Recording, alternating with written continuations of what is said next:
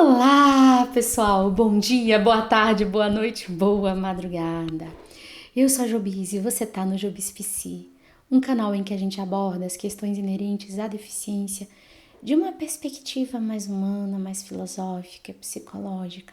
Afinal, a gente tem muita gente boa falando sobre os aspectos psicológicos, sobre os aspectos tecnológicos e sobre a garantia de direitos. Por que não?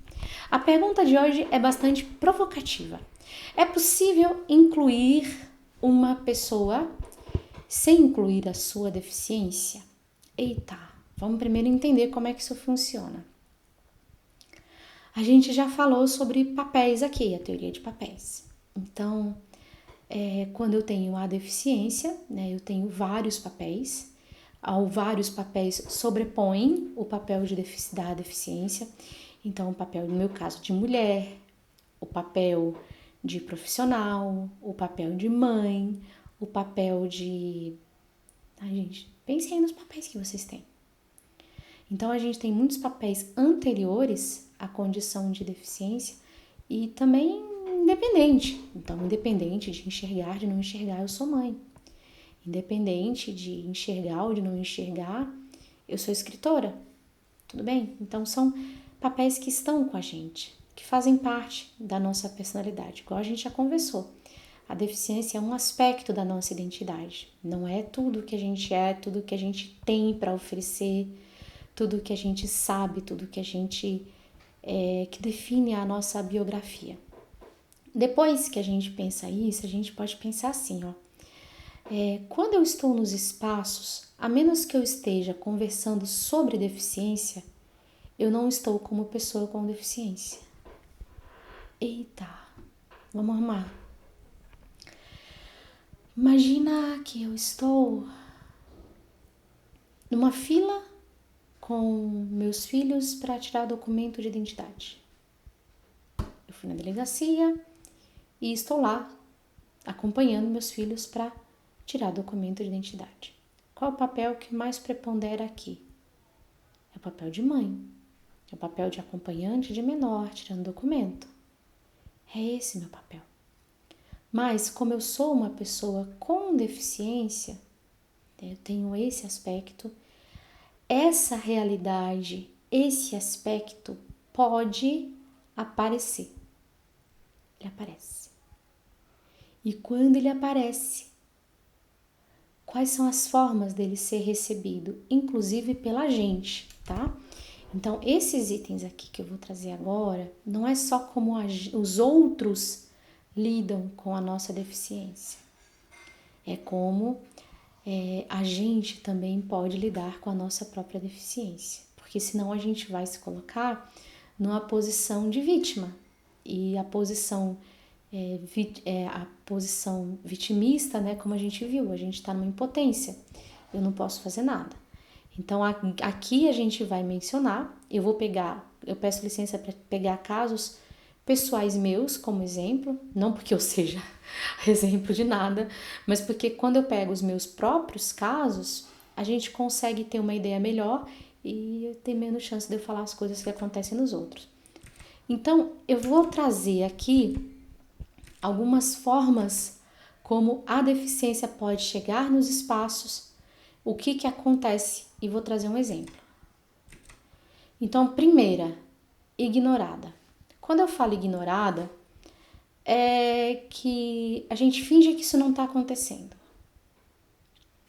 Entende? A gente finge que isso não está acontecendo. Então, para evitar mal-estar, eu finjo que eu não estou percebendo que isso está acontecendo. As pessoas fingem que não estão percebendo que isso está acontecendo e todo mundo fica feliz. Só que não. Eu lembro, por exemplo, que quando eu entrei na escola, eu tinha 10 anos. E quando eu tinha 10 anos, o meu pai estava com câncer. Sim, isso conta. Então eu saí de uma turma de 7 alunos para uma turma de 43 alunos. E na terceira semana de aula, com o pai doente em casa, né? Na terceira semana de aula, um professor trouxe um filme pra gente assistir. Christiane F., Drogada e Prostituída. Em inglês. E eu fiquei... acho que um tempo bem grande, porque foram 2 aulas ouvindo Christiane F. E eu fiquei lá, parada. Ninguém falou, né, que eu não estava... As pessoas, bom, não passou pela cabeça de ninguém que eu estava passando, que eu não estava entendendo nada, eu também não sabia, eu não tinha forças para falar, e eu fiquei lá no Christiane F. E aí foi bem desconfortável, mas eu não tive força para falar. E aí aconteceu, foi isso. E até eu conseguir começar a falar, começar a me estressar. Gente, eu tô aqui e eu não estou vendo, isso é importante. Eu já tirei até nota baixa em trabalho, porque o trabalho era baseado em escrever alguma coisa sobre algo que era visual e eu não conseguia falar. Eu não tinha força para falar, enfim, não sabia falar ainda. O outro exemplo é quando a deficiência é maximizada. Então, você está lá no seu papel de uma coisa que não tem nada a ver com a deficiência, e aí a deficiência aparece e ela é colocada no pedestal. E aí a gente, como pessoa, meio que desaparece um pouco também, sabe? É como se todo o valor que a gente pudesse ter fosse reduzida à nossa condição, que normalmente é visto de uma forma bem deprê. Parece assim que a nossa história, ela nasceu num vale de lágrimas e muitas vezes não é o que acontece. E muitas vezes até é o que acontece, só que as pessoas não querem necessariamente se verem dessa forma. Mas como muitas pessoas são basicamente retratadas dessa forma, elas se acostumam. A gente pode se acostumar até com o que faz mal a gente. Eu lembro disso no Maximizada, uma vez que eu fui fazer uma palestra. A palestra era minha e era uma palestra em que eu ia trazer conhecimentos que não eram sobre autonomia, não era sobre deficiência, não era sobre inclusão, não eram aspectos pedagógicos. E aí a pessoa que foi me apresentar começou: gente, hoje vocês vão ouvir a Joyce. Mas não pensem que ela é uma ceguinha. Eu pensei, mas tô aqui como palestrante, então acho que enfim. Não, ela isso, ela aquilo outro, ela aquilo outro. E começou a contar a minha biografia, a partir da opinião que ele tinha sobre a minha biografia, né? Fatos que eu preferia não contar para um monte de pessoas desconhecidas. E aí E foi trazendo assim coisas, assim, pintando com as cores mais horrorosas, mais difíceis, assim. Parecia que eu era uma Madre Teresa blind, sabe? Sem exagero, assim. E eu fui ficando muito desconfortável. Primeiro porque eu não tava ali para isso. Segundo porque eu tava me sentindo super exposta. Terceiro porque aquilo não tinha sido pedido permissão, né? Então a pessoa tava falando por mim. E quarto porque eu tava me desconcentrando totalmente do que eu estava vindo fazer. E aí, quando acabou aquela palestra, aquela fala da pessoa, o pessoal aplaudiu, eu já vi que tinha umas 4 pessoas chorando muito, muito, muito. E eu estava bastante desconfortável. E quando eu fiz a palestra toda, graças a Deus eu tinha um roteiro, então eu segui o roteiro, mas eu não estava totalmente espontânea lá. Eu tinha passado um tempo preparando aquele roteiro, eu li, eu me esforcei, eu me dediquei. Quando acabou a palestra, nossa, eu não sabia que sua vida era tão difícil. Nossa, você é cega mesmo há quanto tempo? Nossa, você é um anjo. Acabou. Acabou a palestra, acabou tudo. A deficiência foi maximizada e eu não terminei sendo vista como uma pessoa. Eu terminei sendo vista como um ícone supra-humano, né, que é acima do humano. A intenção da pessoa foi boa? Foi. Mas foi uma coisa boa? Não. Maximizar a deficiência sem, especialmente quando parte de terceiros, né? Quando parte da pessoa, às vezes ela aprendeu assim, é assim que ela consegue vivenciar a sua história, mas quando parte de terceiros, na maioria das vezes fica ruim para a pessoa que está passando por isso. E é uma situação em que a gente nem pode falar para a pessoa parar, porque ela está homenageando a gente. ela tá fazendo um favor, né? E a gente tá lá super desconfortável. E eu confesso que eu tenho várias histórias para falar a esse respeito, né? E eu me sinto muito desconfortável quando eu vou em algum espaço e eu sou definida como a menina que, apesar de cega, a mulher que, apesar de cega, reticências, alguma coisa que as pessoas acham que eu sou, eu faço. Então, essa maximização da deficiência não é uma forma bacana de incluir a deficiência. É uma forma que você, ao colocar a deficiência no palco, com todos os holofotes para ela, você dá pouco espaço para a espontaneidade, para a criatividade do indivíduo que está lá. O terceiro aspecto é rechaçada. Rechaçada é diferente de ignorada, tá? Então, você está lá em um espaço enquanto pessoa comum, normal, e aí a sua deficiência aparece naquele espaço. E aí, naquele momento, você sinaliza ou alguém percebe a sinalização e a pessoa, vamos falar assim, ela rechaça. É bem raro de acontecer. Eu sei de pessoas que vivenciaram isso muitas vezes, né? Por exemplo, se você sofre bullying por causa da deficiência, a sua deficiência está sendo destacada para você ser rechaçado. Então, ela está funcionando como um aspecto de você desaparecer, certo? Então, eu não tive muitas oportunidades de experienciar isso, né?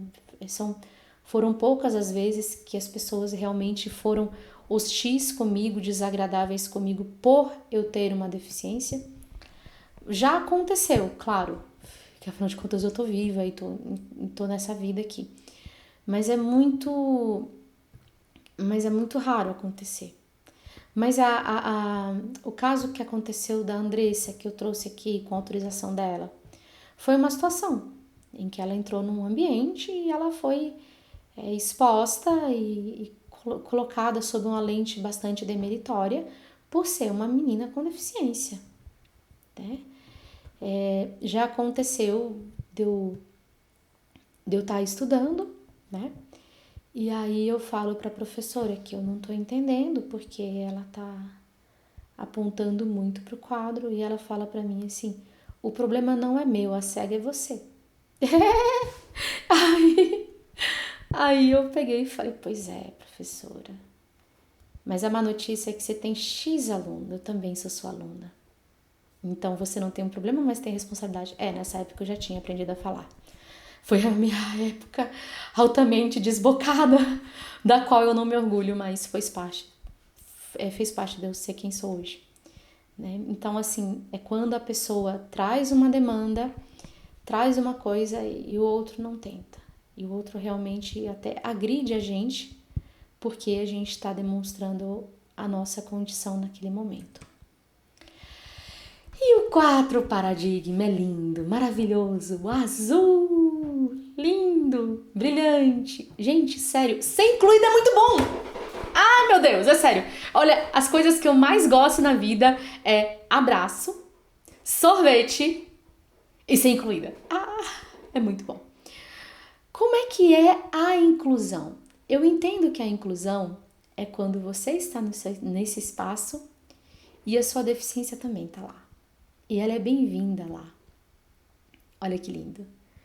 É uma coisa assim muito, muito linda. E eu amo dar exemplo de inclusão, porque dar exemplo de não inclusão é fácil, mas dar exemplo de inclusão é difícil.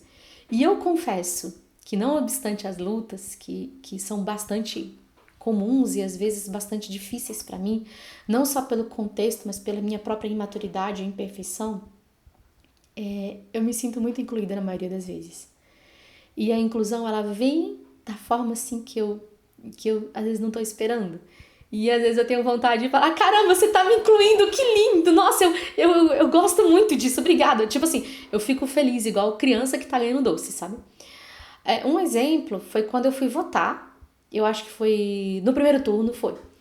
E aí um segurança que tava lá na urna abordou a gente e falou assim: oi pessoal, boa tarde, meu nome é fulano, vocês precisam de ajuda?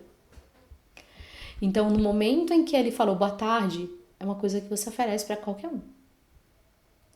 No momento em que você oferece ajuda, é o momento em que você está lá com a pessoa, né? E aí você fala assim, olha, a sua deficiência está precisando de alguma coisa. Você está precisando de auxílio nesse momento, né? Porque, inclusive, eles permitem a gente dizer não. Já foi muito falado, né? Como é complicado quando as pessoas saem puxando a gente, catando a gente, né? E ficam bravos porque a gente às vezes pede para não fazer isso.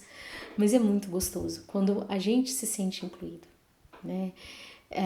Deixa eu pensar aqui outro exemplo de inclusão. Nossa, eu tive tantos exemplos.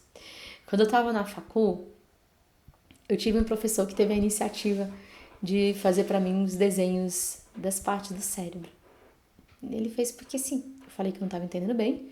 Eu pensei que ele fosse me dar um resumão teórico. Ele fez marcando na caneta lá as partes lá do cérebro. Foi bem legal. E é engraçado que, graças a isso, quando eu escuto as partes do cérebro, né? Lobo frontal, temporal e tudo, eu consigo realmente imaginar o que isso é. Eu não visualizo simplesmente palavras num esquema, né? Porque ele tem muita coisa acadêmica que eu não tenho uma imagem para isso. Eu tenho uma... Ai, gente, como é que eu vou explicar para vocês? Eu tenho um esquema mental gravado do que vem depois, o que vem antes, o que liga a quê, mas eu não tenho uma imagem mental. E graças a esse professor que espontaneamente fez isso para mim, com certeza ele levou um tempão fazendo isso, eu pude aprender. E na facul também, um outro professor, né? Ele tem aqueles testes com aquelas figuras que é pra gente dizer o que é. Ele também fez na caneta, né? E aí a aula, o pessoal passou a aula inteira. Ah, eu acho que isso é tal coisa, eu acho que isso é tal coisa, eu acho que isso é tal coisa. E ele ficou do meu lado e quando o pessoal apontava para o quadro o que era a figura, ele catava a minha mão e colocava na figura. Depois ele afastou e falou, você acha que isso está se referindo a qual parte? E aí eu dizia mais ou menos que parte que eu achava que estava se referindo. Então, assim, a inclusão, eu sinto isso, não é uma coisa técnica, né? É quando a sua deficiência também é aceita nos espaços. É quando você tá lá com as partes boas e as partes difíceis dessa condição física e tá tudo bem. Você não precisa pensar em como dizer que, por favor, o filme tá legendado. As pessoas percebem. E já que eu abri falando do filme legendado, eu queria contar também que na facul, antes da pandemia, o professor estava passando filme legendado. E acho que ele estava lendo para mim. E aí o pessoal, ele parou por um momento, não lembro se alguém entrou na sala para falar com ele. E os outros alunos começaram a ler espontaneamente a legenda. Tipo, de onde eles estavam mesmo, para não perder. Ai, gente, eu fiquei tão feliz. Eu quase fiquei com vontade de chorar. Mentira, eu fiquei com vontade de chorar. Só de contar agora eu tenho vontade de chorar. Porque não foi aquilo, meu Deus, quem que vai ler? Lê você, não, lê você, não, lê você. Não. Tipo, tá. E aí eles foram lendo. E várias vezes, quando acontecia de filme legendado, várias não, porque não foi tanto filme legendado, afinal de contas, pouco depois veio a pandemia, né? Mas já chegou a acontecer outras vezes, de começar o professor trazer um vídeo pequeno, com uma legenda, e uma pessoa automaticamente começar a ler. Eu também tive uma experiência... gente, vocês me perdoem, eu amo contar caso de inclusão. Eu tive uma experiência... Não foi aqui, não. Não foi. Aqui em Guaxu. Que eu fui num restaurante com umas amigas e a gente era bem...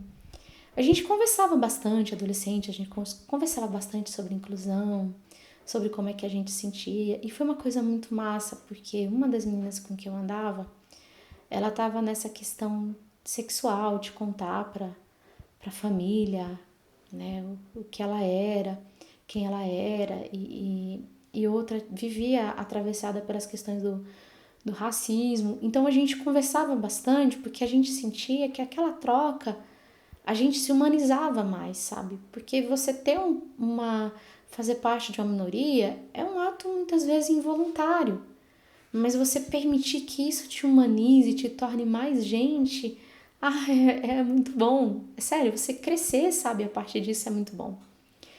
E aí a gente foi num restaurante E lá chegando, aconteceu aquela cena clássica, né? A pessoa veio perguntando o que fulana vai comer, né? E as meninas ia beber, né? E as meninas falaram, não tinham falado todas, e ele perguntou: vocês decidiram o que ela vai beber? E aí, adolescente, gente, aí, oxi, por quê? Ela fala o que ela vai beber, eu vou beber tal coisa e tal, e ficou um mal-estar meio assim, meio sem graça. E aí a gente continuou lá, né? Ficamos lá tomando o que a gente tinha que tomar. E aí chegou o cara de novo e falou, de novo, perguntou o que a gente ia comer, e de novo perguntou se decidiram o que eu ia comer. E aí a pessoa falou: olha, você pode perguntar pra ela, né? Que é a segunda postura de acompanhantes empoderados. Olha, pergunta pra ela, se você quer saber o que ela vai comer, pergunta pra ela, a gente não sabe. E aí ele pegou e falou que não era obrigado a falar com o inválido. E aí aconteceu que as meninas levantaram da mesa, falaram: se ela não é bem tratada aqui, eu também não vou comer aqui. E a gente foi embora. Tá, eu sei, não é tanta inclusão porque eu fui excluída, né? Mas quando eu lembro dessa cena, eu lembro das meninas levantando. Se ela não é bem tratada aqui, a gente não vai comer. Teve aquela coisa de, ela é uma de nós, ela tá com a gente, e isso que você está fazendo com ela é inadmissível. Quando a gente tem ali a minimização, né, da deficiência, aquela coisa de vamos fingir que não está acontecendo, também inclui essas situações. A gente é tratado muitas vezes de uma forma que gera desconforto e a pessoa que está com a gente tenta agir como se aquilo fosse normal. E quando ela age dessa forma, mesmo sem querer, especialmente se for uma pessoa de relevância na nossa história, na nossa formação, ou uma pessoa de quem a gente defende, a gente também não consegue, a gente também fica sem voz. E claro que depois que elas fizeram isso, eu fiquei mais exigente. De certo modo, né? Eu acho que elas ensinaram que eu era importante, sabe? Não por ser um exemplo de superação, blá, blá, blá. Eu acho isso muito cansativo. Mas por ser uma pessoa, sabe? Por ser eu. E eu acho muito bacana trazer isso, né? Porque muitas vezes a gente fala inclusão, inclusão, inclusão, e a gente pensa que qualquer coisa é inclusão. E não é. Inclusão não é qualquer coisa, gente. Inclusão é tudo. É a diferença entre você conseguir fazer até mesmo um doutorado em outro país ou você não conseguir terminar um primeiro grau. Não é só sobre superação e força de vontade. É sobre inclusão e oportunidade de, pelo menos, poder ter essa conversa. Um abraço, gente.